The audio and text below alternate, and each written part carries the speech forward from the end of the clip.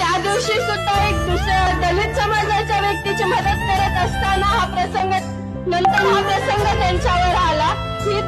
ही जी आज वेळ माझ्यावर किंवा माझ्या कुटुंबावर आहे, ही वेळ कोणत्याही दुसऱ्या कुटुंबावर येऊ नये याची मी म्हणजे आपण सर्व याची दक्षता घेऊ। आणि जसे काल आभाळ आलते, हा सूर्य झाकला होता, आज ऊन पडले, हा सूर्य आज आपल्याला आणखीन दिसतोय, पण माती आड गेलेलं माझं वडील नंतर कधीच नाही दिसणार।